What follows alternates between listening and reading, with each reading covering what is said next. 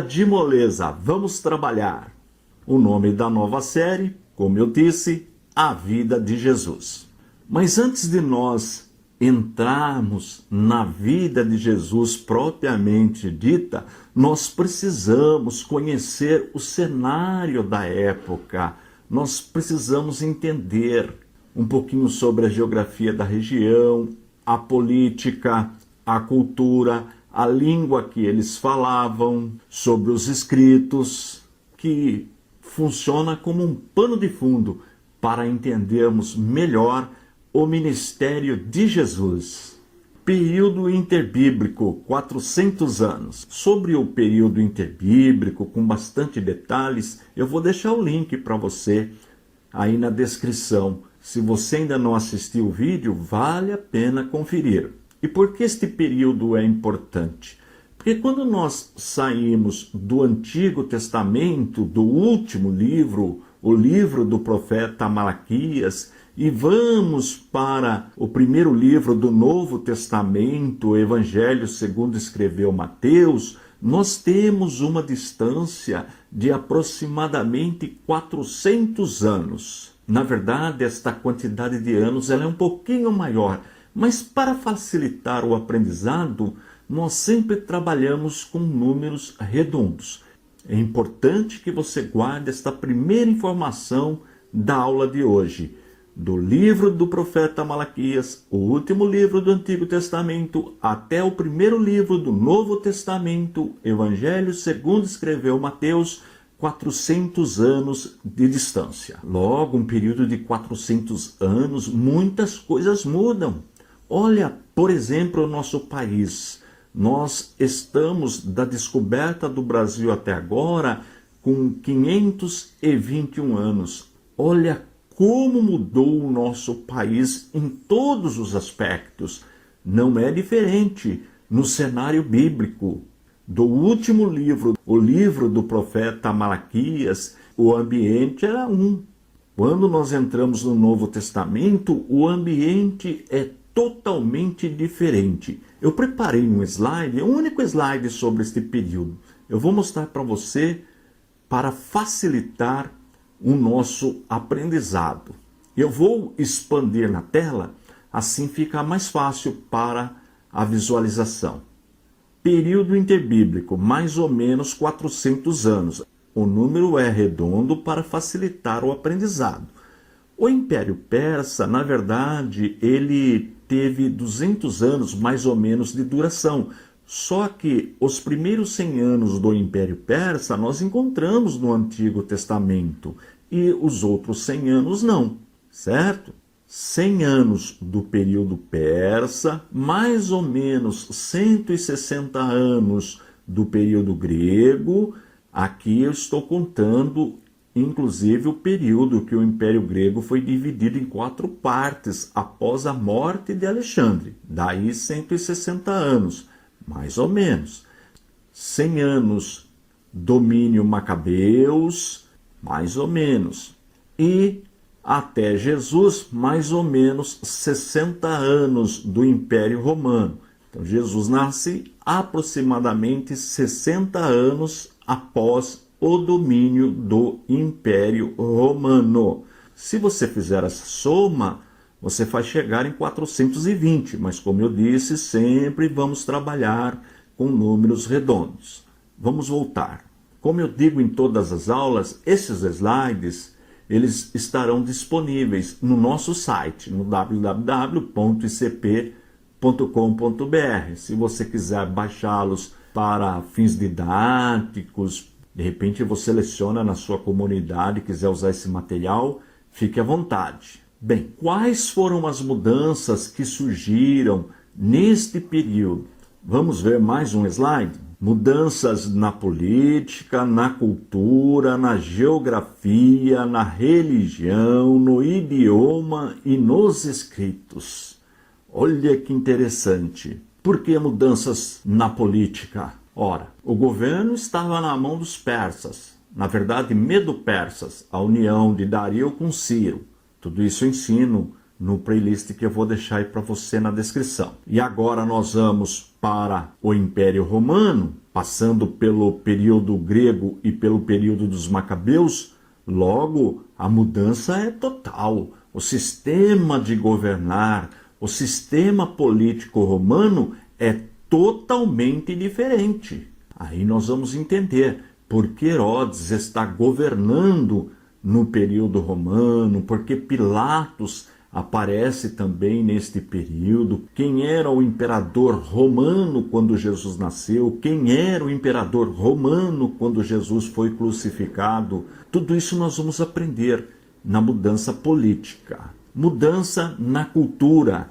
A cultura do Antigo Testamento, do Império Persa, é totalmente diferente da cultura da época de Jesus. Todo o povo estava envolvido com a cultura grega, o helenismo. É uma mudança total. E esta cultura grega, ela foi levada para todas as regiões. É muito importante entender essa questão para entender sobre a vida de Jesus. Mudança geográfica. Houve uma mudança também territorial, a Judéia, a Galiléia, Samaria. Tudo isso nós vamos aprender como o governo romano dividiu aquela região, aquele território. Mudança na religião. Nós vamos encontrar em destaque neste período dois grupos, os fariseus e os saduceus. E os dois conversaram com Jesus, debateram com Jesus, os dois grupos. Nós vamos entender a diferença destes dois grupos religiosos principais. A mudança de idioma. Na época, eles estavam falando o aramaico e o grego, e também os escritos. O Antigo Testamento foi escrito quase 100% na língua hebraica, mas o Novo Testamento foi escrito na língua grega. E se a língua era grega, como eles faziam para ler o Antigo Testamento? Aí nós vamos aprender em que língua eles estavam lendo o Antigo Testamento na época de Jesus. Tudo isso nós vamos aprender nesta série sobre Jesus. Como eu disse, precisamos entender todas estas mudanças para entender melhor os ensinamentos de Jesus, a época de Jesus, a vida de Jesus. Nós aprendemos que no ano 63, Roma passou a governar a região onde Jesus nasceu. O povo judeu teve o seu próprio governo durante aqueles 100 anos, mais ou menos, do período Macabeus.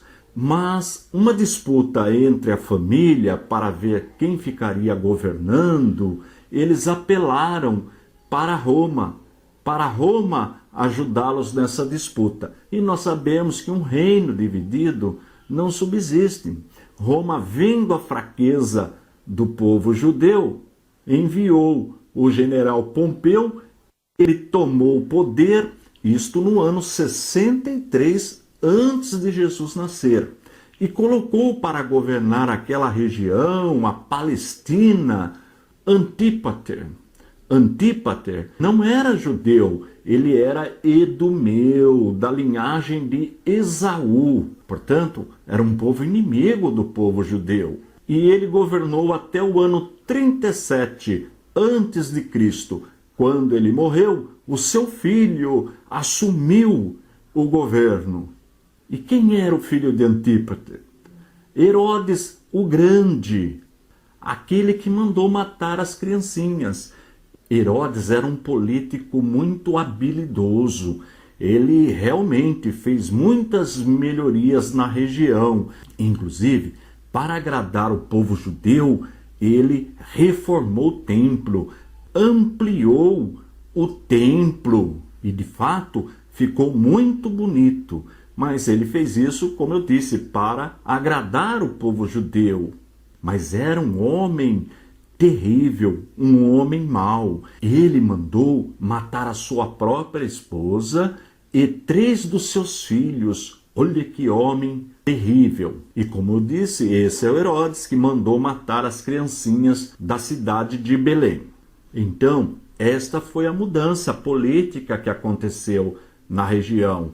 O território passou a pertencer ao Império Romano e Roma colocou para governar a região Antípater, que era idumeu, portanto não era judeu, os idumeus eram descendentes de Esaú, e na morte de Antípater assume Herodes o Grande. Esse é o primeiro Herodes.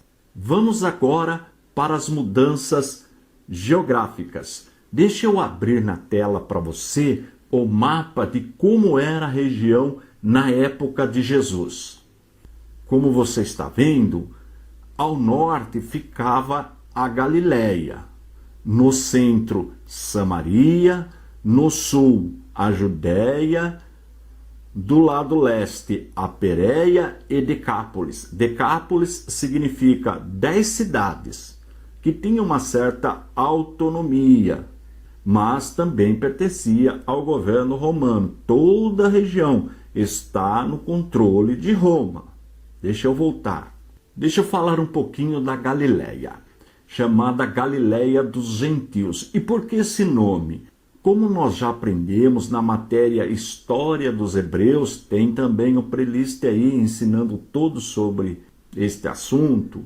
Quando Salomão morreu, o reino foi dividido. O reino do norte, com 10 tribos, conhecido como Reino de Israel, e o reino do sul, com 2 tribos, conhecido como Reino de Judá.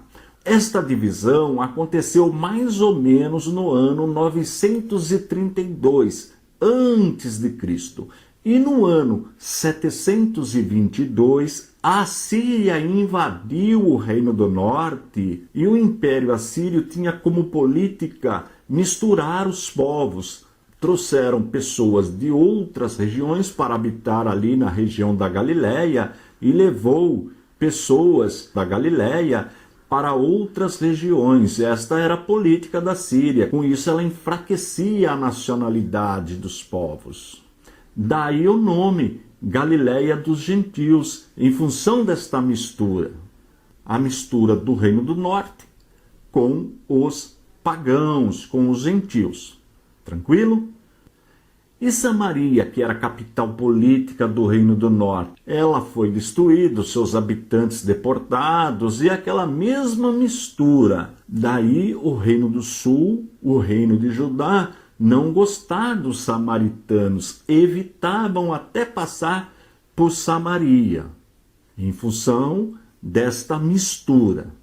Interessante que os samaritanos desenvolveram um culto onde eles aceitavam só o Pentateuco como palavra de Deus, os 5 primeiros livros da Bíblia, Gênesis, Êxodo, Levítico, Números e Deuteronômio. E como eu disse, havia um conflito constante entre judeus e samaritanos. Já o território da Judéia continuava mais ou menos como na época da divisão, não houve alteração no território. Quando o reino de Judá, Reino do Sul, foi invadido pela Babilônia, ela levou muitos judeus para o cativeiro, deixou só as pessoas mais pobres na região, mas eles retornaram do cativeiro. Isso nós podemos verificar nos livros de Esdras e Neemias. Praticamente não houve mudanças na geografia da região. A Pérea era uma região formada basicamente por judeus. Ficava do outro lado do Jordão, a região que João Batista batizava. Depois nós vamos ver as cidades por onde Jesus passou e em que região pertencia. Já Decápolis, que significa 10 cidades, estas cidades eram habitadas, na sua maioria, por gentios. Depois nós vamos aprender que Jesus também passou nesta região. E a mudança cultural? Alexandre o Grande tinha como política levar a língua e a cultura grega para todos os povos, que nós chamamos de helenismo. Quando você vê esse termo, você já sabe. Helenismo é a cultura e a língua grega. E com esta política, a língua grega passou a ser uma língua auxiliar, o que facilitava a comunicação de todas as pessoas dentro do império. Tanto é que o Novo Testamento foi escrito na língua grega.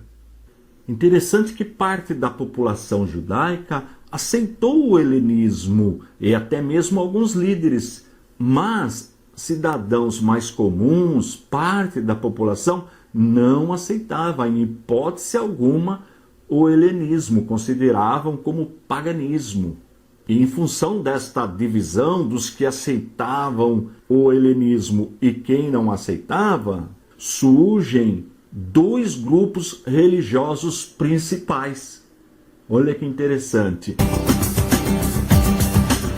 Mudanças na área religiosa. Nós encontramos dois grupos principais na área religiosa: o grupo dos fariseus e o grupo dos saduceus. E quem eram os fariseus? Segundo alguns estudiosos, nós não podemos afirmar, mas estes pesquisadores dizem que a palavra fariseu significa separado.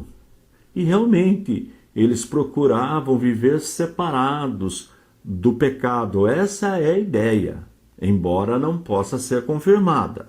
Os fariseus surgem por volta do ano 140 a.C., período dos Macabeus. Há quem diz que surgiu até um pouco antes, mas vamos ficar com essa data aproximada, 140 antes do nascimento de Jesus. E eles vinham, os fariseus, do povo comum e tinham como objetivo ensinar a lei para o povo, defender a ortodoxia, ou seja, as doutrinas ensinadas por Moisés, pelos escritos, pelos profetas. Este era o objetivo dos fariseus. E eles eram legalistas e ritualistas. Olha que interessante. Aceitavam a lei, os escritos, o Antigo Testamento que nós temos na nossa Bíblia. E também a tradição, que era a forma oral de transmitir os ensinamentos da Bíblia. Como eles vinham do povo comum, eles tinham o apoio da sociedade. Eram adversários dos saduceus, nós já vamos ver os saduceus, mas eram adversários, guarda esta informação. Eram conservadores da palavra, chegavam a ser fanáticos. E os fariseus sempre foram um grupo menor. E entre as doutrinas que os fariseus ensinavam, defendiam, tem duas que eu quero destacar: a imortalidade da alma e a crença na ressurreição. Isto é muito importante. Guardou? Imortalidade da alma e a crença na ressurreição. Eles eram defensores do direito do povo, então, num certo sentido, eles eram democráticos. E nós podemos afirmar que Nicodemos, José de Arimateia e Paulo foram fariseus. Olha que importante. Os três tiveram um encontro com Cristo.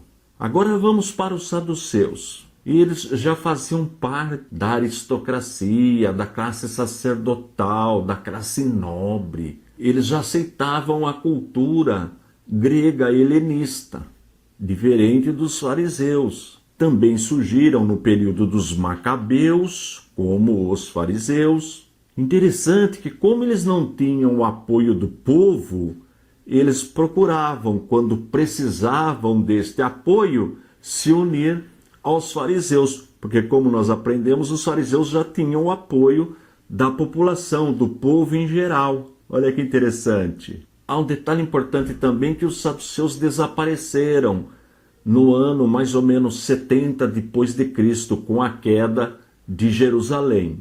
E os ensinamentos dos saduceus? Diferente dos fariseus, eles negavam a tradição, ou seja, aquele ensinamento oral transmitido pelos fariseus. Só aceitavam o Pentateuco, ou seja, os 5 primeiros livros da Bíblia: Gênesis, Êxodo, Levítico, Números e Deuteronômio. negavam a imortalidade da alma, negavam a ressurreição, e logo, já que negavam a imortalidade da alma e a ressurreição, eram materialistas. Bem, depois destes dois grupos principais, os saduceus e os fariseus, nós temos os herodianos.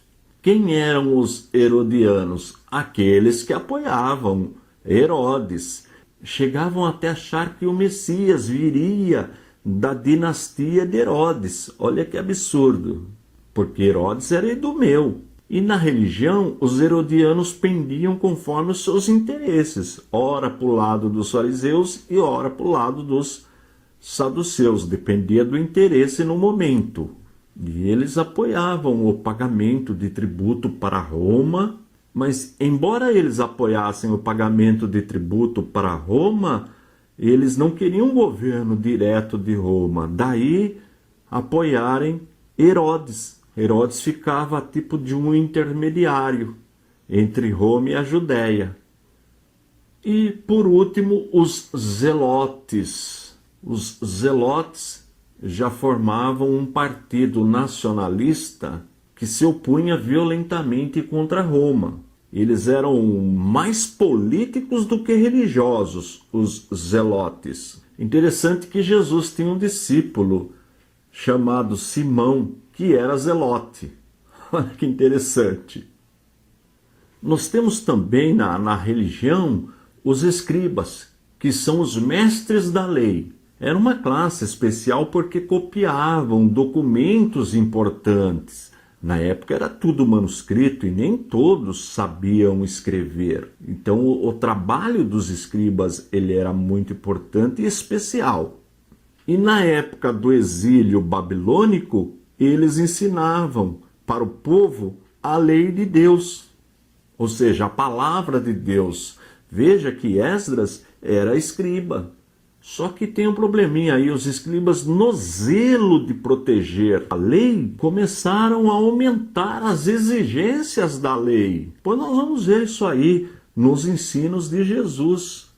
A que ponto os escribas chegaram, os ensinadores da lei chegaram. Temos também os sacerdotes, que deveriam ser descendentes de Arão, irmão de Moisés, da tribo de Levi.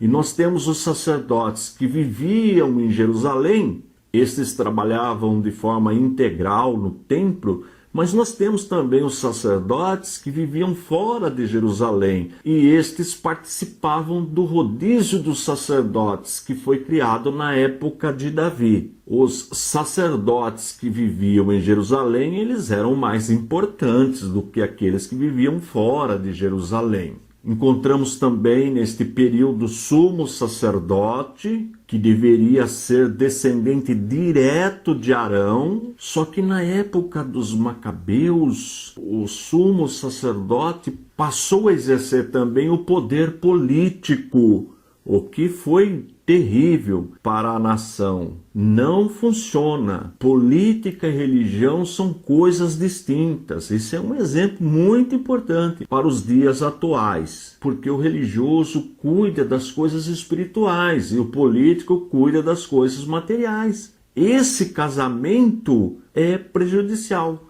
e foi o que aconteceu nesse período dos Macabeus. A união da política com a religião foi um desastre para a nação. E com o domínio de Roma, Roma passou a escolher o sumo sacerdote da mesma forma que escolhia os seus representantes políticos. Ocorre que o sumo sacerdote ficava exercendo o seu trabalho, a sua função até a morte. E isso nós vamos ver com clareza na época de Jesus. Temos também o Rabi, que significa meu mestre, meu senhor. João era chamado pelos seus discípulos de Rabi, Jesus era chamado pelos seus discípulos de Rabi, e os escribas também queriam este título de Rabi. Nós vamos entender isso aí nos ensinamentos de Jesus. Temos também, ainda na questão religiosa, o Sinédrio, que era formado por anciãos, pelos principais sacerdotes e pelos mestres da lei, os escribas. E o sinédrio era presidido pelo sumo sacerdote. O governo, embora dominado por Roma, grande parte do governo ficava nas mãos do sinédrio.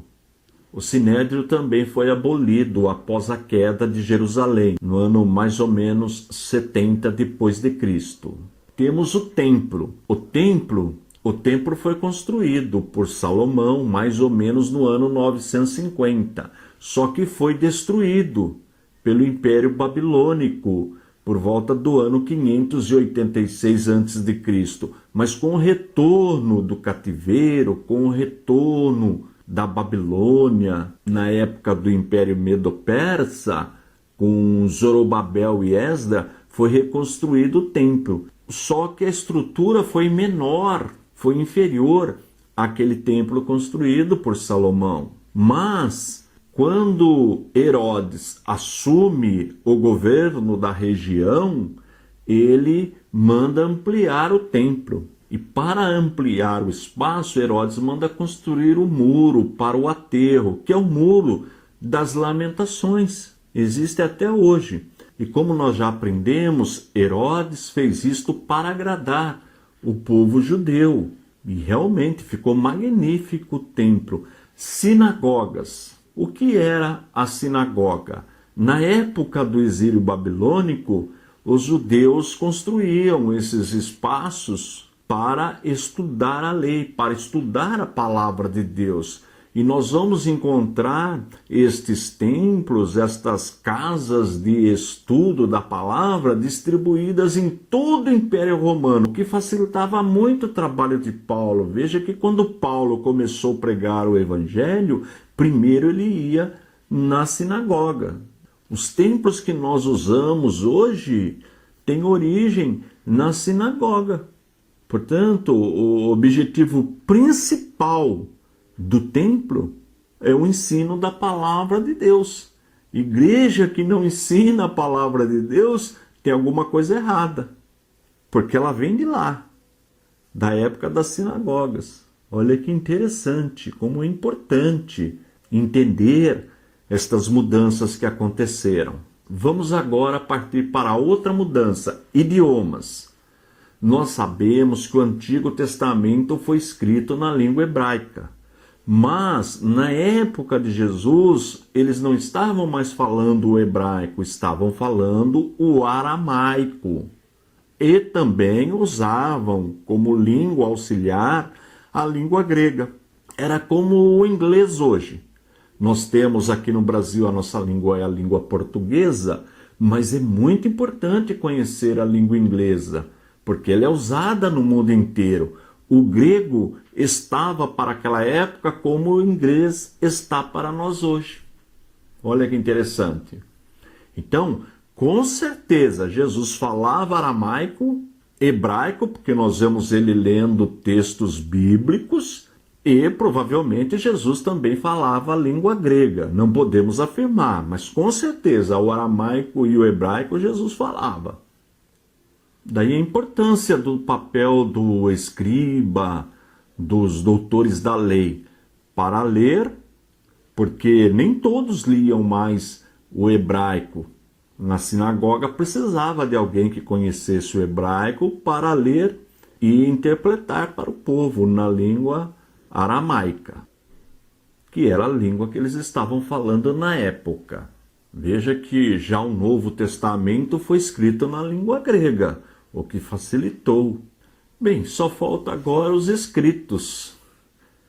Nós temos o Antigo Testamento na língua hebraica, mas neste período nós também temos o Antigo Testamento na língua grega, que é a Septuaginta. A Septuaginta, conhecida como tradução dos 70. Septuaginta é 70 na língua grega. Você pode ver aí em literatura o L maiúsculo, X e X, tudo maiúsculo. O L representando 50, X 10, duas vezes. Então L 50 mais 10 e mais 10, 70. Septuaginta. Ela foi traduzida do hebraico para o grego a pedido do rei Ptolomeu Filadelfo. em Alexandria, por volta do ano 285 a.C. Então nós temos o Antigo Testamento na época de Jesus na língua hebraica, nós temos na língua grega. E o Novo Testamento foi escrito também na língua grega. Veja como facilitou o trabalho de evangelização. Bem, conhecendo estas 6 mudanças, nós já podemos entrar no dia a dia de Jesus. Vamos começar pelo seu nascimento. Se você quiser este material, é só acessar o nosso site. Estão todos lá disponíveis para você. O site é o www.icp.com.br. Para ficar bem didático, bem fácil de aprender, eu dividi em 8 períodos a vida de Jesus narrada nos evangelhos. Primeiro deles, nascimento e juventude, duração.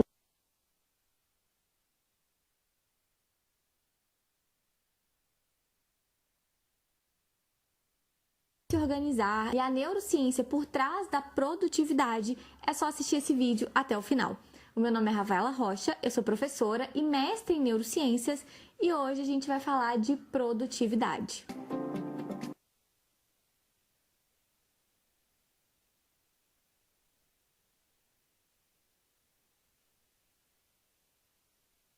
Tati, uma dúvida muito recorrente na galera.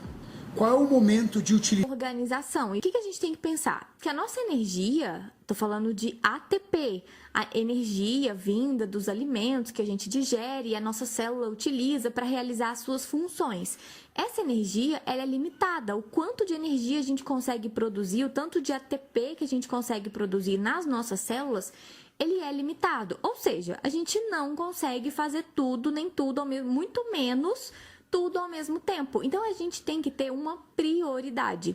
Você precisa definir a sua prioridade. Ou a prioridade da semana, a prioridade do semestre. Sempre que chega o final de ano, eu faço as metas do próximo ano. E aí, depois eu vou distribuindo essas metas. Isso aqui eu quero fazer no primeiro trimestre, isso aqui eu quero fazer no segundo trimestre. E aí, tudo naquele período do ano vai girar em torno daquela prioridade.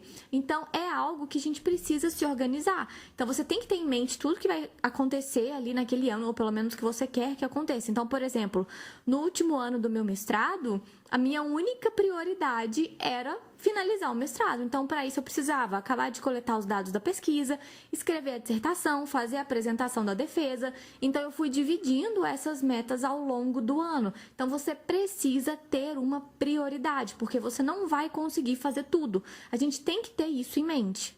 E para entender essa questão de gasto energético no nosso cérebro, a gente tem a teoria do cérebro trino, que eles dividem o cérebro em 3 regiões principais. Só que essa classificação ela não é utilizada hoje em dia.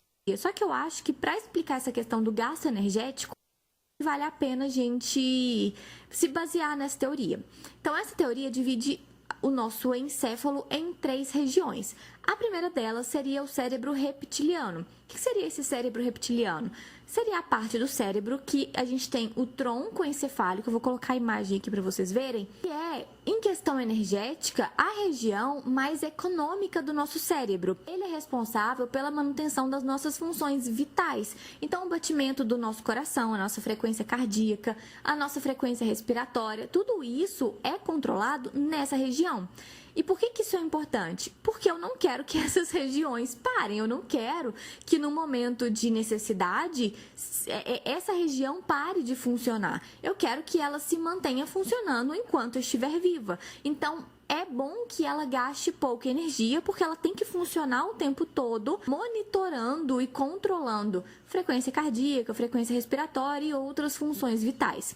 A segunda parte da teoria do cérebro trino é o cérebro mamário. Se a gente for pegar as estruturas que eles classificam, nesse cérebro trino, essa região do cérebro de mamíferos, vamos dizer assim, ela inclui principalmente as estruturas do sistema límbico, que são responsáveis pelo processamento das nossas emoções. E dentro do sistema límbico, quem que nós temos? A amígdala. A amígdala é uma região que dispara em situações de perigo, por exemplo. Para quê? Para nos proteger.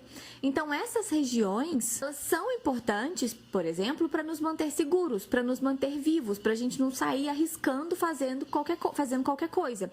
O gasto energético dessa região é considerado médio, porque apesar de ter funções mais complexas, eles também controlam atividades que são automatizadas, comportamentos que são automatizados. Por isso, o gasto não é tão grande.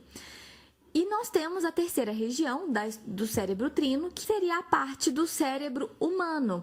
Essa região envolve todo o nosso córtex cerebral, ou seja, que é a região que está relacionada justamente com o pensamento, com o controle dos nossos movimentos, capacidade de julgamento, cognição, raciocínio, tomada de decisão, criatividade, ou seja, basicamente todas as nossas funções cognitivas. E exatamente por isso, por ter que pensar na hora de fazer, essas regiões elas têm um altíssimo gasto energético. E usar essas regiões nos levam à fadiga. Então, cansa. Então, se eu sento para estudar e eu ficar ali horas e horas, eu vou me cansar, porque o gasto energético dessas regiões que estão relacionadas, por exemplo, com o aprendizado, são regiões que demandam muita energia, um alto gasto energético. Então, vamos pensar agora na nossa vida.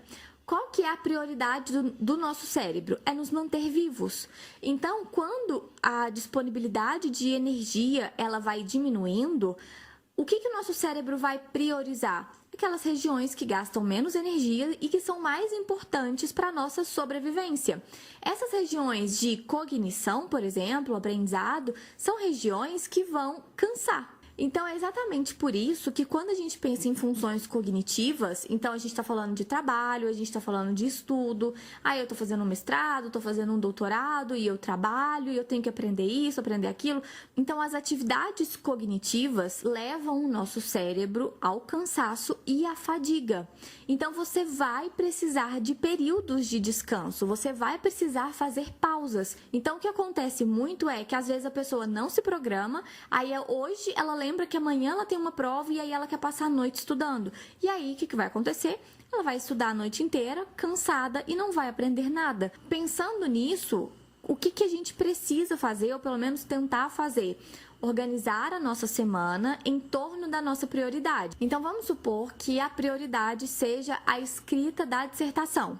Então, você precisa pegar um tempo ali na sua agenda e deixar disponível para escrever a sua dissertação. Eu tenho 2 horas por dia para escrever a dissertação. Você não vai contar com essas 2 horas. Se você for utilizar, por exemplo, a técnica Pomodoro, você vai focar ali 20, 25 minutos, fazer 5 minutos de pausa, mais 25 minutos, 5 minutos de pausa e assim por diante. Você precisa ter esse tempo de pausa, de descanso, porque as regiões do cérebro responsáveis pela cognição, pensamento, aprendizado, precisam dessas pausas, porque ele cansa. Se você fica ali horas e horas fazendo aquilo ali, ele vai chegar à fadiga e você não vai conseguir aprender e fazer ali o seu melhor. Então, você precisa se organizar para ter esse tempo disponível para a sua prioridade. Porque uma coisa que geralmente acontece é que durante a semana, se a gente não se organizar, a gente é atropelado pela vida, pelos acontecimentos, imprevistos, etc., no trabalho, na faculdade, enfim. E aí, se você não deixou aquele tempo reservado, você vai utilizar aquele tempo fazendo outras coisas, resolvendo pendências e imprevistos, etc. E aí, você vai querer escrever a sua dissertação no momento que você está cansado. E aí, você não vai conseguir fazer o seu melhor. Então, é muito importante que você tenha uma prioridade e que você reserve o seu melhor momento para aquela prioridade dentro do possível, é claro. A segunda dica para ser produtivo é ter metas claras e objetivas. Eu quero escrever a minha dissertação. Isso não é uma meta clara e objetiva, porque para o nosso cérebro, isso é algo muito grande, muito cansativo, e aí o que ele vai fazer? Você procrastinar. Então, isso é algo muito grande. O nosso cérebro, ele precisa visualizar a recompensa. Então, você fala assim, nossa, eu preciso escrever minha dissertação. A minha dissertação, acho que teve, quase 200 páginas.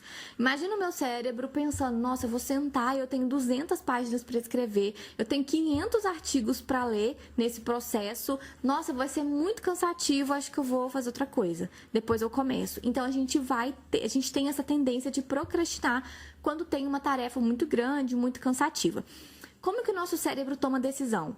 na maioria das vezes, baseado em recompensa. Então, o que você tem que determinar? Metas claras, pequenas e objetivas. No meu caso, quando eu estava escrevendo a dissertação, o que eu fazia? Eu vou escrever 2 parágrafos por dia.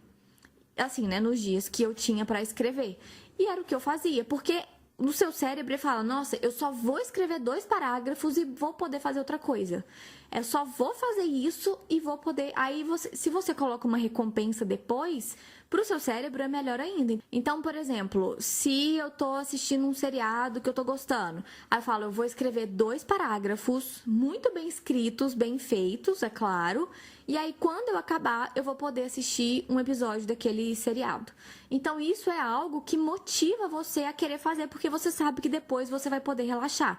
O que é muito melhor do que você sentar ali sem ter hora para acabar, porque aí vai acabar que você vai enrolar, vai procrastinar um tempo e não vai render tanto. Se você vai com uma meta, eu vou escrever 1 parágrafo todos os dias. Então você senta ali e escreve aquele parágrafo. Não sei se para vocês funciona, mas para mim funciona muito. O simples fato de cumprir a minha meta do dia, isso já é uma recompensa para mim. Eu já fico, nossa, que ótimo, já cumpri o meu dever de hoje. A sensação de ter cumprido a meta já é uma recompensa. Mas você pode se recompensar, depois que eu acabar esse parágrafo, eu vou dar uma caminhada, vou encontrar com a minha amiga, vou ligar para ela, vou conversar, ou eu vou sair com os meus amigos, vou assistir um episódio de um seriado. Então, se você coloca ali, eu só vou fazer 1 parágrafo e faz...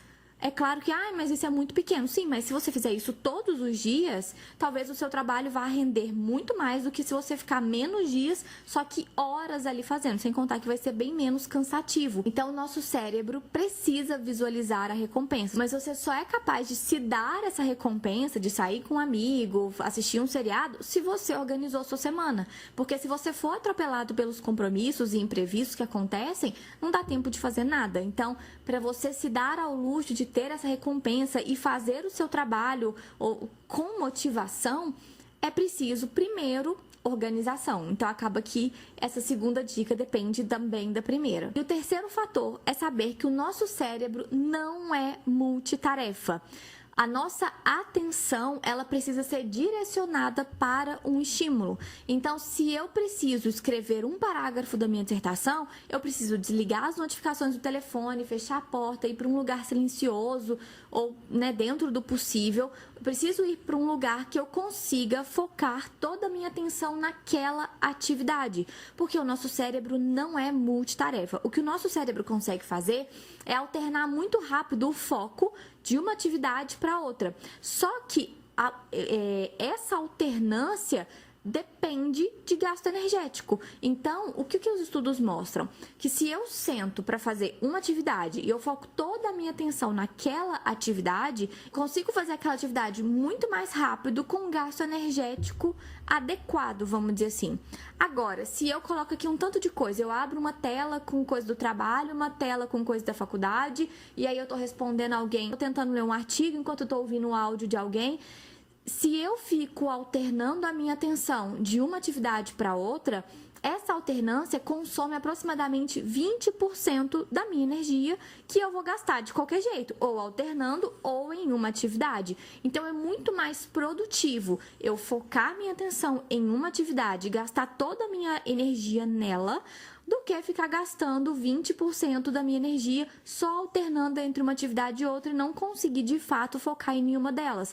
Porque quando você tenta fazer várias tarefas ao mesmo tempo, o que acontece é que você desperdiça energia, desperdiça tempo e vai terminar muito mais cansado. Como uma dica extra, eu quero falar da procrastinação. A gente tende a procrastinar uma atividade quando ela nos remete a uma emoção ruim, a algo ruim.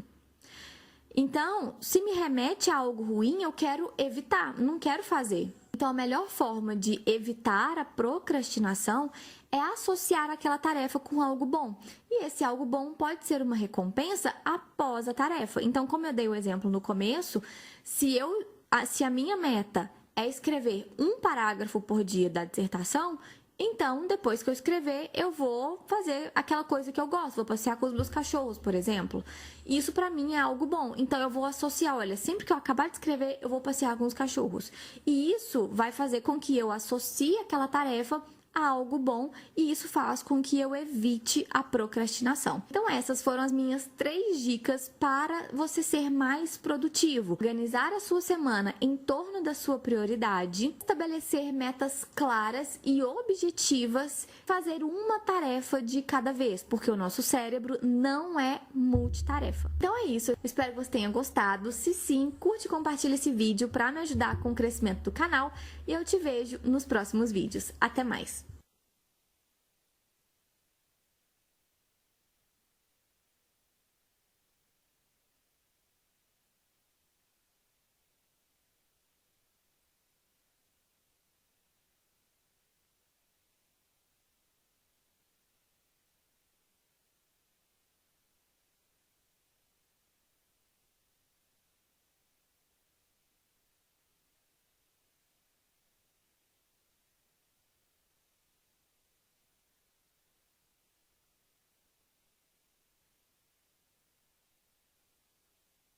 Sim, mais especificamente do sistema nervoso que está dentro do nosso crânio e é dividido em algumas estruturas, que é o que eu vou mostrar para vocês em breve.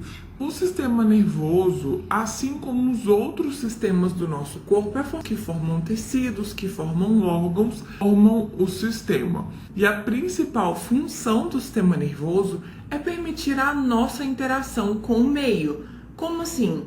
Eu consigo interagir com o meio em todos os sentidos: enxergar, ouvir, falar, sentir sabores, sentir o tato, sentir a temperatura. Tudo isso só é possível graças ao sistema nervoso. Não podemos nos esquecer das nossas emoções, já que tudo o que nós sentimos também é processado nesse sistema. Além de tudo isso, é no encéfalo que é processada a nossa cognição, que é a nossa capacidade de entendimento, processamento das emoções, é responsável pela nossa inteligência, tomada de decisões, processo de aprendizagem, raciocínio, desenvolvimento da linguagem, entre outros. O sistema nervoso é dividido em central e periférico. O sistema nervoso central é formado pelo encéfalo e pela medula espinhal, que continua logo abaixo dessa estrutura.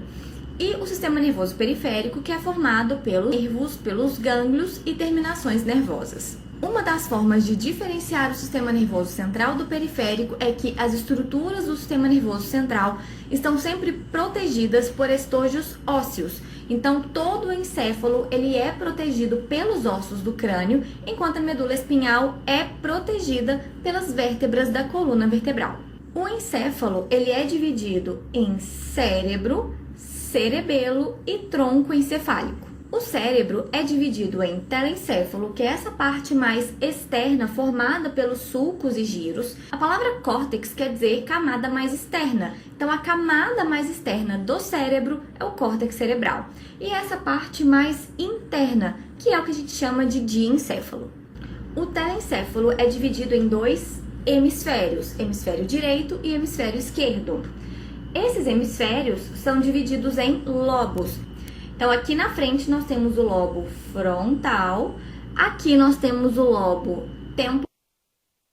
temporal, aqui atrás e superiormente nós temos o lobo parietal e aqui atrás nós temos o lobo occipital. E lá dentro, internamente, nós temos um outro lobo que é a ínsula. Se você quer saber as funções de cada um desses lobos, deixe nos comentários que eu posso fazer um vídeo só sobre isso. De forma geral, as funções do córtex cerebral envolvem o processamento das informações. Na região frontal, nós temos como funções principais o nosso controle motor e a nossa cognição, tomada de decisões, processo de aprendizagem. O lobo temporal, ele tem como principal função ser o nosso córtex auditivo, tanto primário quanto secundário. O córtex parietal, nós temos a porção sensorial, que recebe e interpreta todas as nossas sensações, como tato e dor, por exemplo. Aqui no córtex occipital, nós temos o nosso córtex visual, primário e secundário. Enquanto isso, a ínsula, que está na região mais interna, é responsável por sensações viscerais e também por ser o nosso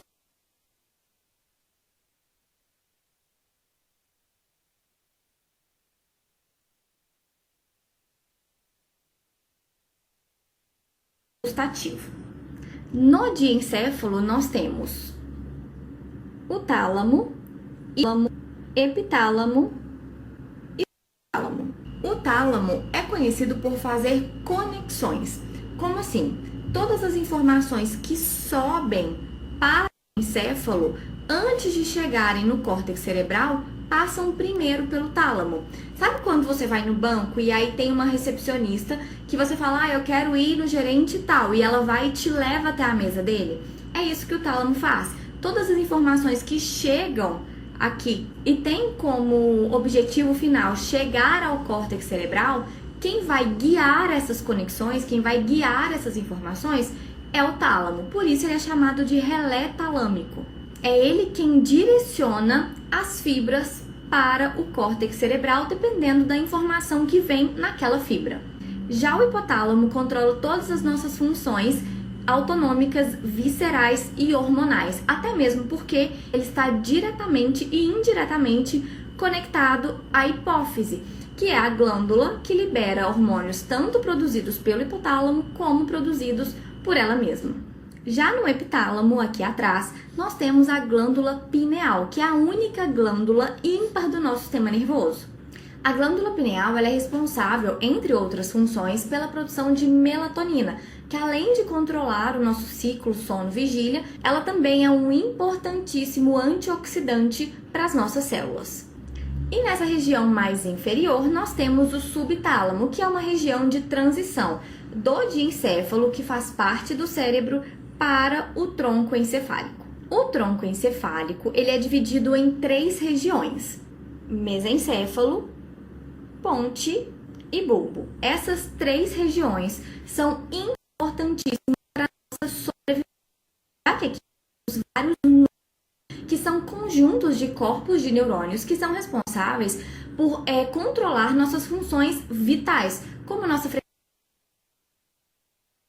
controlam os músculos da nossa deglutição, movimento dos nossos olhos, movimento da nossa mímica facial, enfim, são várias funções que são exercidas por esses núcleos dessas regiões.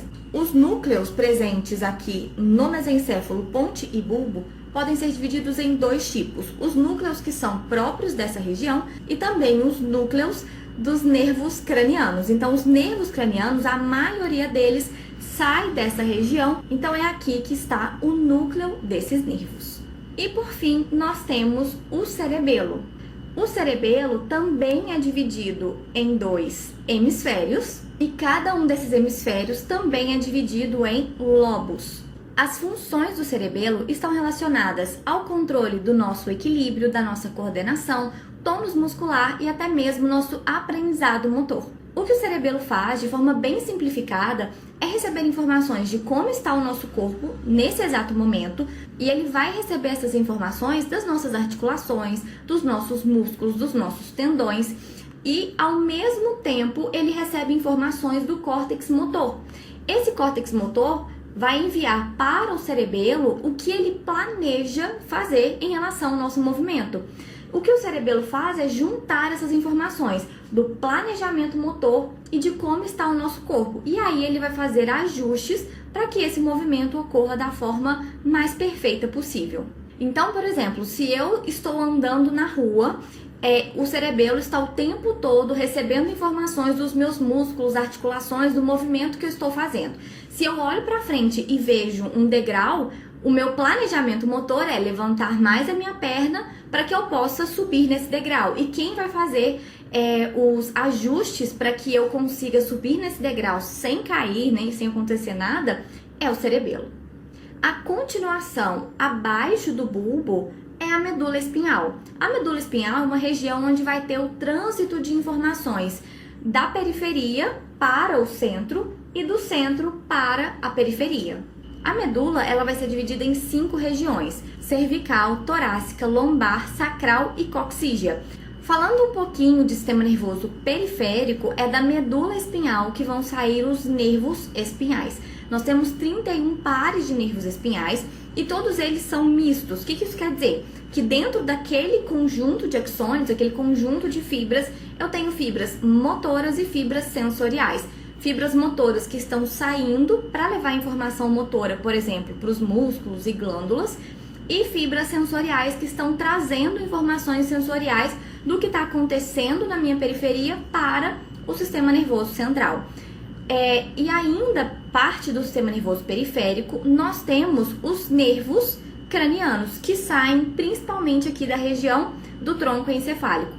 Os nervos cranianos são formados por 12 pares de nervos, e aqui nós temos alguns nervos que são mistos, outros que são apenas motores e outros que são apenas sensoriais. Bom, eu espero que vocês tenham gostado, que tenham aprendido bastante. Se você gostou, curte, compartilha esse vídeo e deixa aqui nos comentários temas para os próximos vídeos. Obrigada e até mais!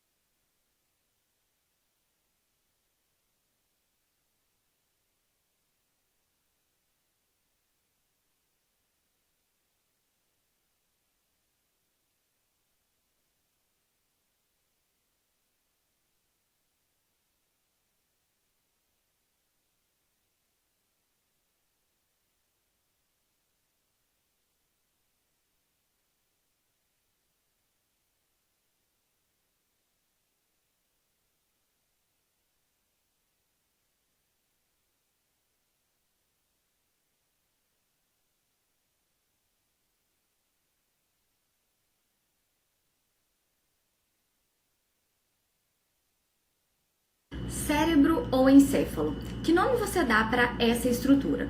Esse órgão tem diversas funções e se você quiser saber as principais, é só assistir o vídeo até o final. Seja bem-vindo ao meu canal, eu sou Rafaela Rocha, professora e mestre em neurociências e hoje eu quero mostrar para vocês as principais funções do encéfalo.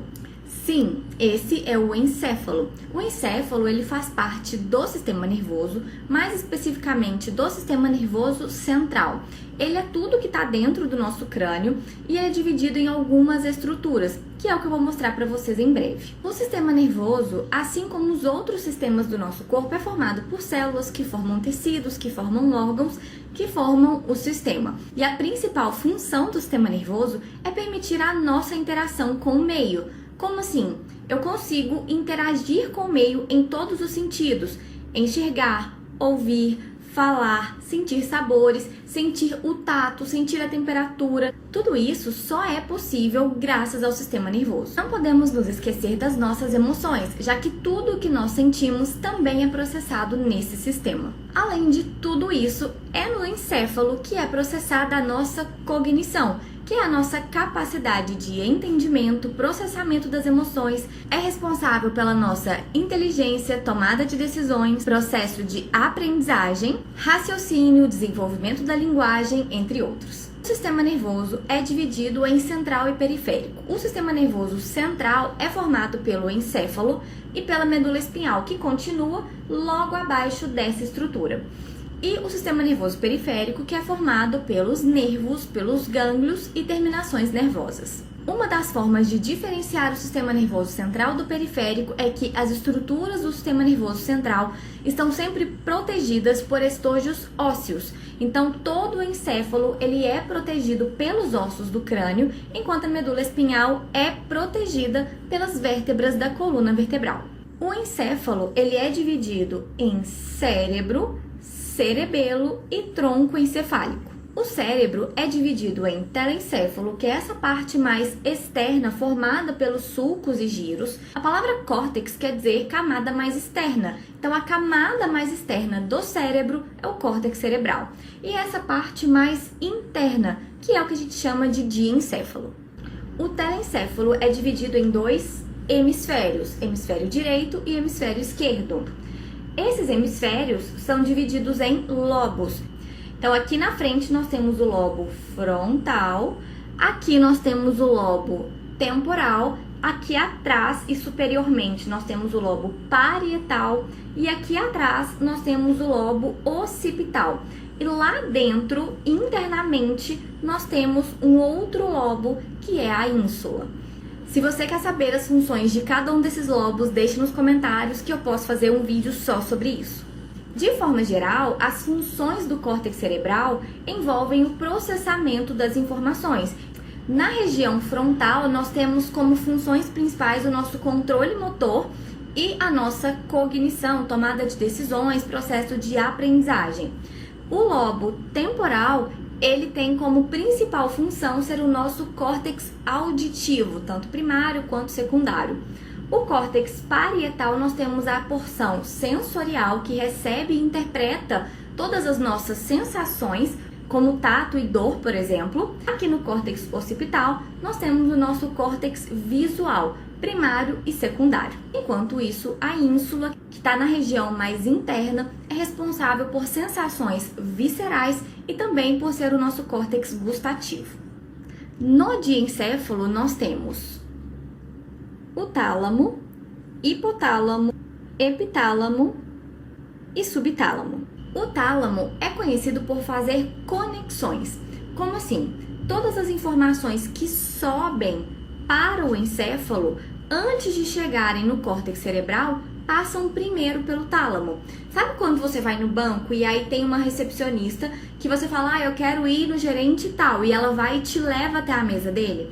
É isso que o tálamo faz. Todas as informações que chegam aqui e tem como objetivo final chegar ao córtex cerebral, quem vai guiar essas conexões, quem vai guiar essas informações é o tálamo. Por isso ele é chamado de relé talâmico.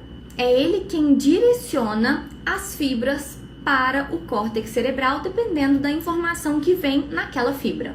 Já o hipotálamo controla todas as nossas funções autonômicas, viscerais e hormonais, até mesmo porque ele está diretamente e indiretamente conectado à hipófise, que é a glândula que libera hormônios tanto produzidos pelo hipotálamo como produzidos por ela mesma. Já no epitálamo, aqui atrás, nós temos a glândula pineal, que é a única glândula ímpar do nosso sistema nervoso. A glândula pineal ela é responsável, entre outras funções, pela produção de melatonina, que além de controlar o nosso ciclo sono-vigília, ela também é um importantíssimo antioxidante para as nossas células. E nessa região mais inferior, nós temos o subtálamo, que é uma região de transição do diencéfalo, que faz parte do cérebro, para o tronco encefálico. O tronco encefálico ele é dividido em 3 regiões: mesencéfalo, ponte e bulbo. Essas 3 regiões são importantíssimas para a nossa sobrevivência, já que aqui nós temos vários núcleos que são conjuntos de corpos de neurônios que são responsáveis por controlar nossas funções vitais, como a nossa frequência cardíaca, a nossa frequência respiratória, controlam os músculos da nossa língua, a nossa deglutição, movimento dos nossos olhos, o movimento da nossa mímica facial. Enfim, são várias funções que são exercidas por esses núcleos dessas regiões. Os núcleos presentes aqui no mesencéfalo, ponte e bulbo podem ser divididos em 2 tipos: os núcleos que são próprios dessa região e também os núcleos dos nervos cranianos. Então, os nervos cranianos, a maioria deles sai dessa região, então é aqui que está o núcleo desses nervos. E por fim, nós temos o cerebelo. O cerebelo também é dividido em 2 hemisférios e cada um desses hemisférios também é dividido em lobos. As funções do cerebelo estão relacionadas ao controle do nosso equilíbrio, da nossa coordenação, tônus muscular e até mesmo nosso aprendizado motor. O que o cerebelo faz, de forma bem simplificada, é receber informações de como está o nosso corpo nesse exato momento, e ele vai receber essas informações das nossas articulações, dos nossos músculos, dos nossos tendões, e ao mesmo tempo ele recebe informações do córtex motor. Esse córtex motor vai enviar para o cerebelo o que ele planeja fazer em relação ao nosso movimento. O que o cerebelo faz é juntar essas informações do planejamento motor e de como está o nosso corpo. E aí ele vai fazer ajustes para que esse movimento ocorra da forma mais perfeita possível. Então, por exemplo, se eu estou andando na rua, o cerebelo está o tempo todo recebendo informações dos meus músculos, articulações, do movimento que eu estou fazendo. Se eu olho para frente e vejo um degrau, o meu planejamento motor é levantar mais a minha perna para que eu possa subir nesse degrau. E quem vai fazer os ajustes para que eu consiga subir nesse degrau sem cair, nem sem acontecer nada, é o cerebelo. A continuação abaixo do bulbo é a medula espinhal. A medula espinhal é uma região onde vai ter o trânsito de informações da periferia para o centro e do centro para a periferia. A medula ela vai ser dividida em 5 regiões: cervical, torácica, lombar, sacral e coxígea. Falando um pouquinho de sistema nervoso periférico, é da medula espinhal que vão sair os nervos espinhais. Nós temos 31 pares de nervos espinhais e todos eles são mistos. O que isso quer dizer? Que dentro daquele conjunto de axônios, aquele conjunto de fibras, eu tenho fibras motoras e fibras sensoriais. Fibras motoras que estão saindo para levar informação motora, por exemplo, para os músculos e glândulas, e fibras sensoriais que estão trazendo informações sensoriais do que está acontecendo na minha periferia para o sistema nervoso central. E ainda parte do sistema nervoso periférico, nós temos os nervos cranianos, que saem principalmente aqui da região do tronco encefálico. Os nervos cranianos são formados por 12 pares de nervos, e aqui nós temos alguns nervos que são mistos, outros que são apenas motores e outros que são apenas sensoriais. Bom, eu espero que vocês tenham gostado, que tenham aprendido bastante. Se você gostou, curte, compartilha esse vídeo e deixa aqui nos comentários temas para os próximos vídeos. Obrigada e até mais!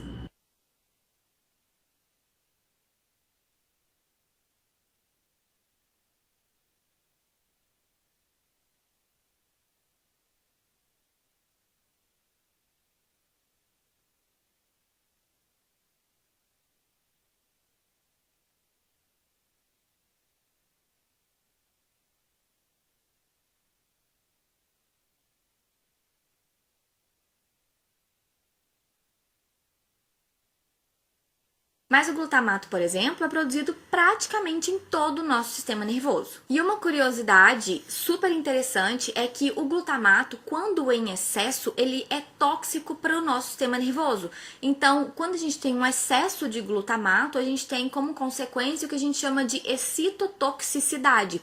E essa excitotoxicidade, ela está muito relacionada com o desenvolvimento de um tipo de demência.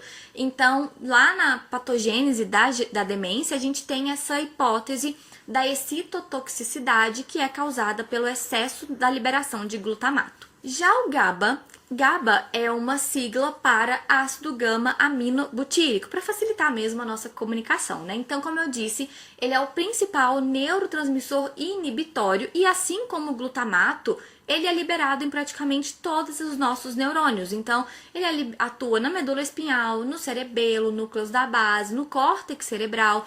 E ele participa de vários circuitos, então tanto o glutamato quanto o GABA participam de praticamente tudo. Mas o GABA está muito envolvido com os circuitos do nosso humor e das nossas emoções.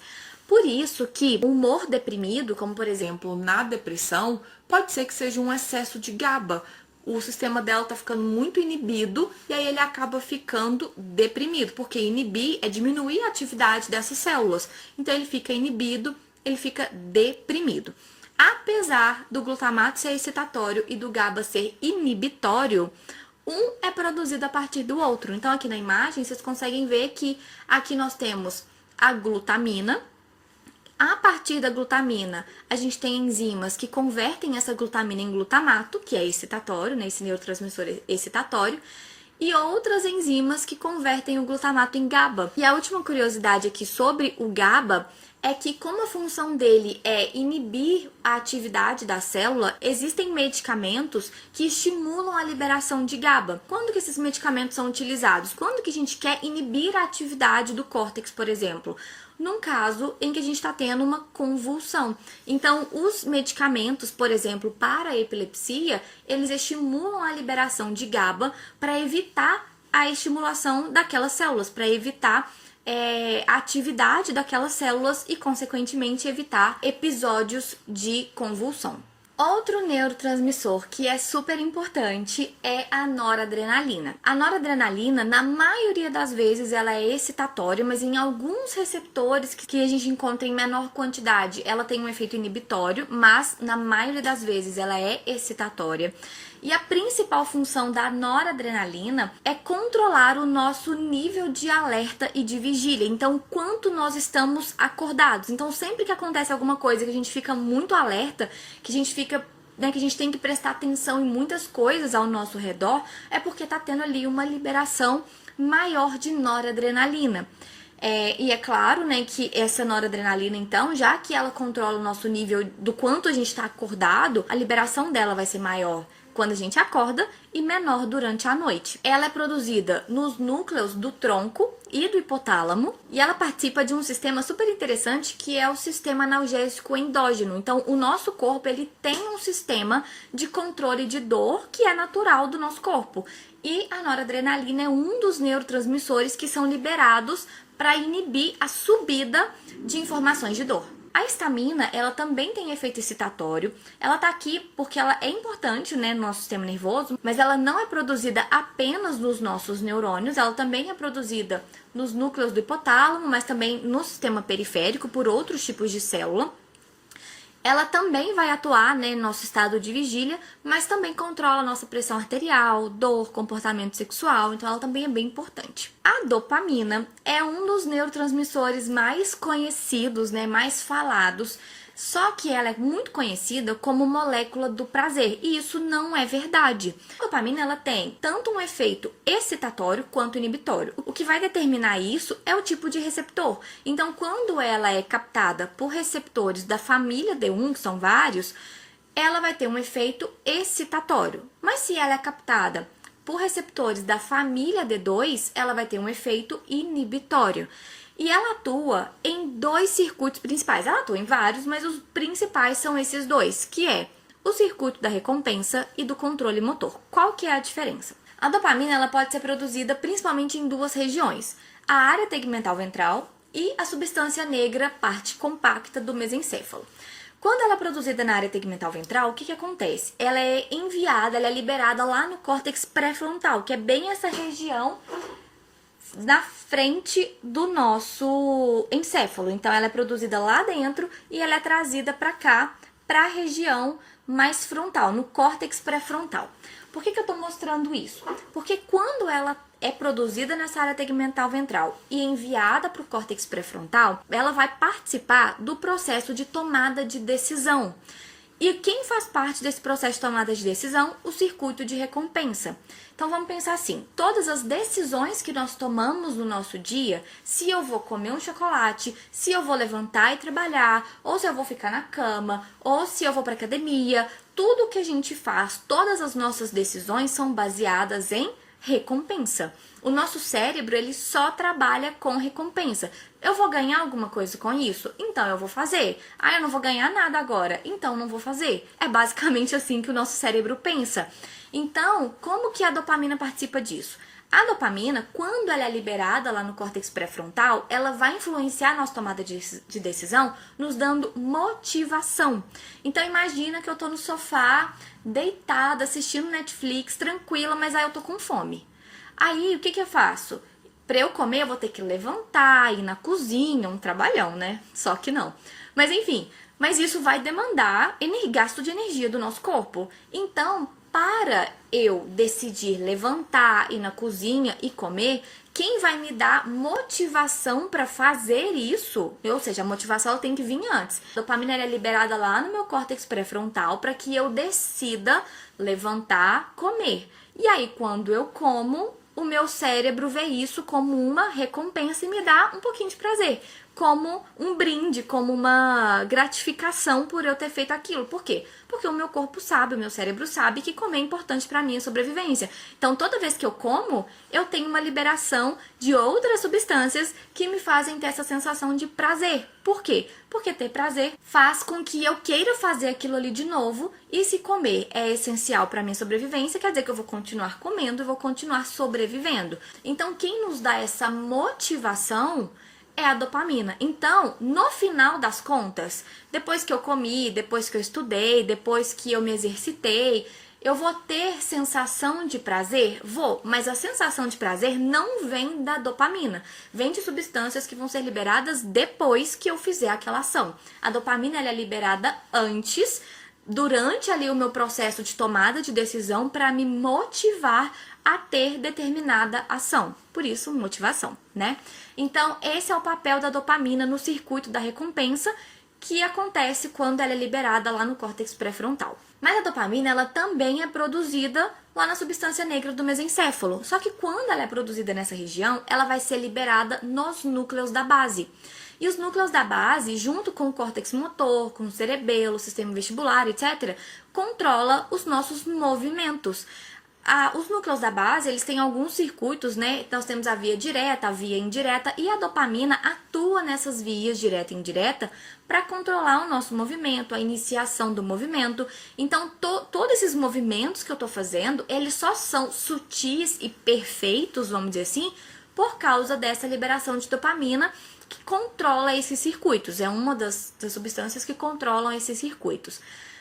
O que acontece quando eu tenho a morte dos neurônios lá da substância negra que produzem essa dopamina? Eu tenho a doença de Parkinson. E quais são os principais sintomas da doença de Parkinson? O tremor, que é um movimento que eu não controlo. Instabilidade postural, que é a falta desse equilíbrio, desse controle motor que me mantém de pé e estável. Eu tenho rigidez articular, porque eu não consigo controlar perfeitamente esse movimento. Então a dopamina ela participa principalmente dessas duas funções do nosso corpo. A nossa tomada de decisão, nos dando motivação, e também no nosso controle motor. Outro neurotransmissor super famoso é a serotonina. A serotonina ela é conhecida sempre como molécula da felicidade, hormônio da felicidade. É claro que ela está relacionada sim com os circuitos que nos dão a sensação de bem-estar, de prazer, mas não é só isso que ela faz. A serotonina, ela também pode ter um efeito excitatório e inibitório, dependendo do receptor em que ela atua. Ela é produzida nos núcleos da RAF, que estão no tronco encefálico, e ela participa dos circuitos do sono. Então, a gente sabe o quanto o sono é importante para a nossa saúde, para a manutenção das nossas funções durante o dia, e também dos circuitos do nosso humor. A serotonina é um dos principais neurotransmissores que a gente se refere quando a gente fala de depressão, por exemplo. Por quê? A principal hipótese, né, da causa da depressão é do sistema monoaminérgico, que são monoaminas, são neurotransmissores que têm um grupamento amino na sua composição química, e a serotonina é uma delas. E a hipótese, né, é de que nos casos de depressão a gente tem uma diminuição na concentração desses neurotransmissores. Então, o objetivo, por exemplo, dos remédios, dos medicamentos antidepressivos é aumentar a disponibilidade desses neurotransmissores. Então, lembra que o neurotransmissor, depois que ele é liberado, ele precisa voltar para dentro do neurônio ou ser degradado. Voltar para dentro do neurônio é ser recaptado. O que o antidepressivo faz, ou pelo menos, né, a grande parte deles, é fazer com que essa recaptação não aconteça. Eles são inibidores da recaptação, porque se ele não volta para dentro do neurônio, ele fica ali na fenda mais tempo. E se ele fica ali na fenda mais tempo, o efeito dele é prolongado, é intensificado, é potencializado. Então, fazer com que a serotonina fique disponível ali por mais tempo faz com que a pessoa tenha mais benefícios da ação da serotonina, que é essa sensação de bem-estar e, consequentemente, diminuição dos sintomas depressivos. Então, a serotonina é extremamente importante para isso. Além disso, ela é importante para a motilidade gastrointestinal. E por que isso é importante? A maior parte da serotonina, 95% da serotonina que a gente produz no nosso corpo, não é produzida no sistema nervoso central, lá no nosso encéfalo. Ela é produzida no nosso intestino. Essa serotonina que é produzida lá no nosso intestino, ela atua lá no intestino, principalmente, para promover a motilidade do nosso intestino, ou seja, os movimentos que o nosso intestino faz.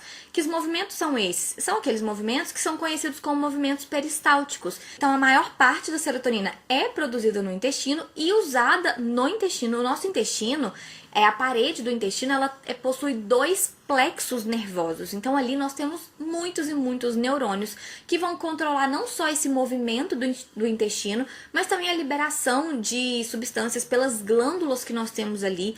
Então esses neurônios que estão ali, eles vão controlar várias funções do intestino. E essas funções dependem da ação da serotonina naquelas células e aí principalmente para a motilidade do intestino, para a movimentação do intestino. E para finalizar, nós vamos falar da acetilcolina.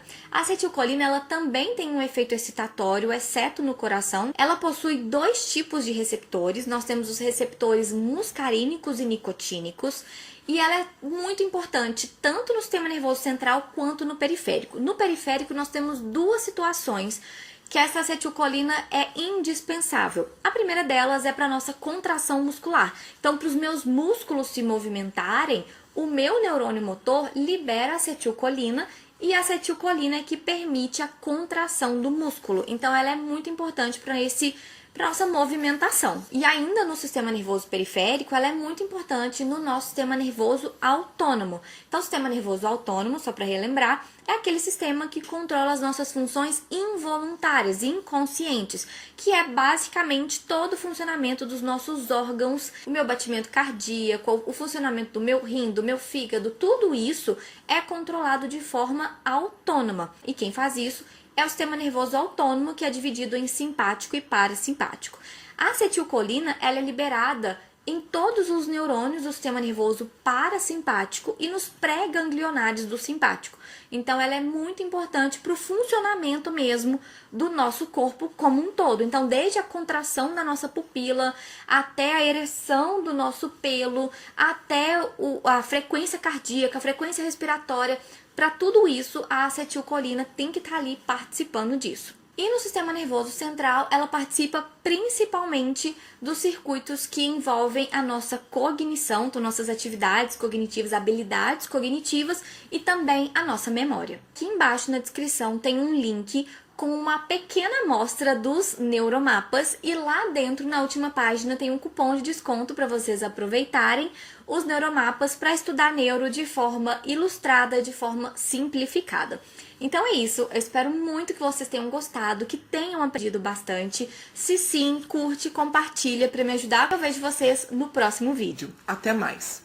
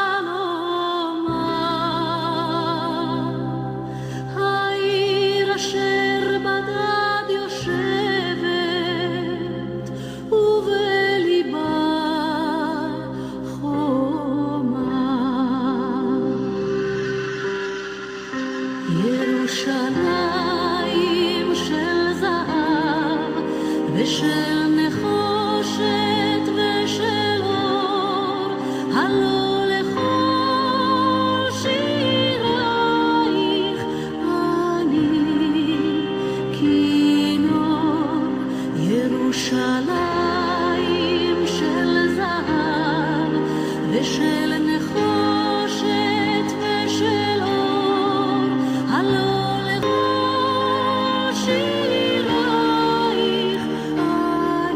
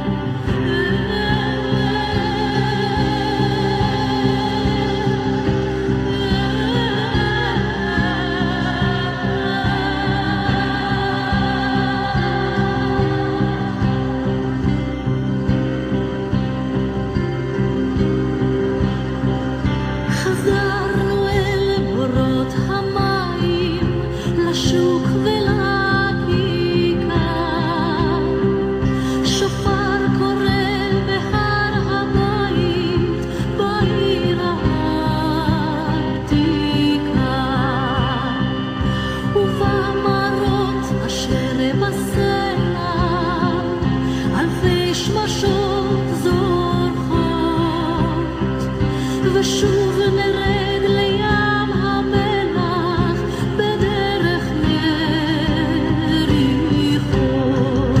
ירושלים של זהב ושל נחושת ושל אור, הלא לכל שירה היא אני כמו.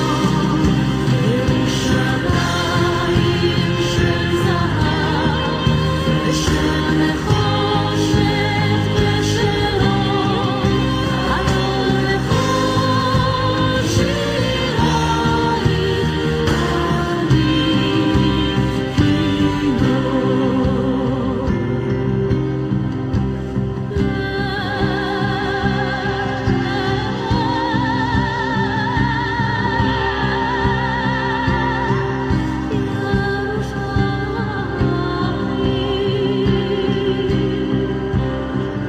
אך בבואי היום לשיר לך ולך לקשור כתרים, קטונתי מצעיר בנייך ומאחרון המשוררים, כי שמך צורב את השפתיים כנשיקת זרף. אם אשכחך ירושלים אשר כולה זהב. ירושלים של זהב ושל נחושת ושל אור, הלא לכל שירייך אני כמו. ירושלים של זהב ושל נחושת ושל אור, הלא לכל שירייך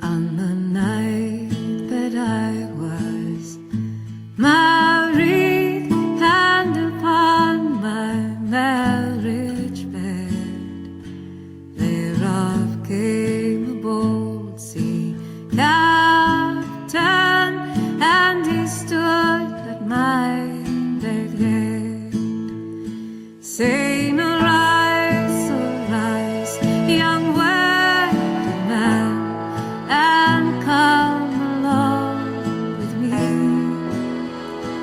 to the lowlands of Holland to fight the enemy.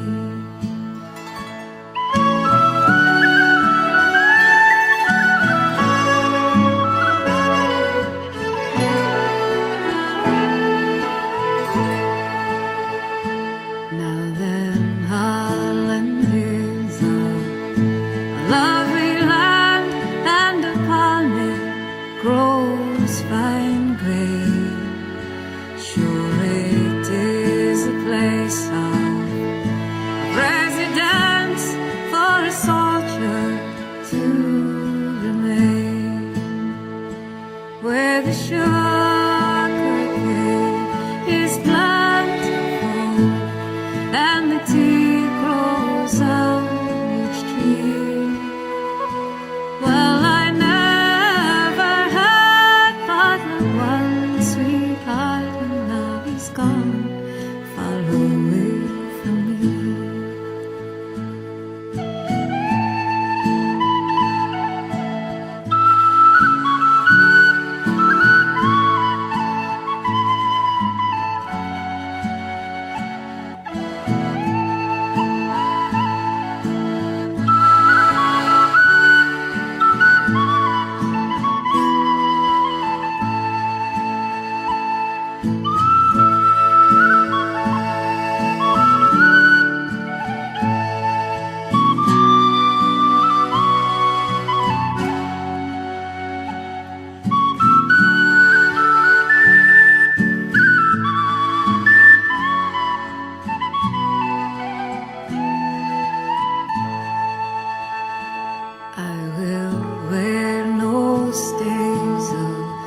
around my waist, no combs all in my hair.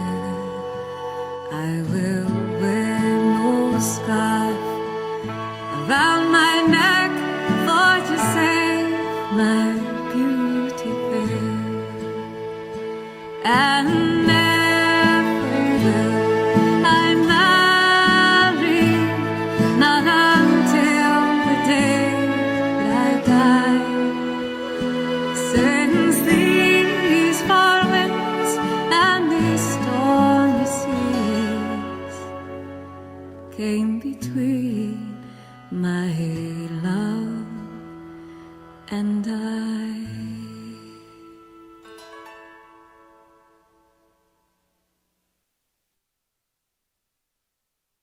Concluímos a série sobre a vida do apóstolo Paulo e hoje nós vamos dar início à série tratando da vida de Jesus.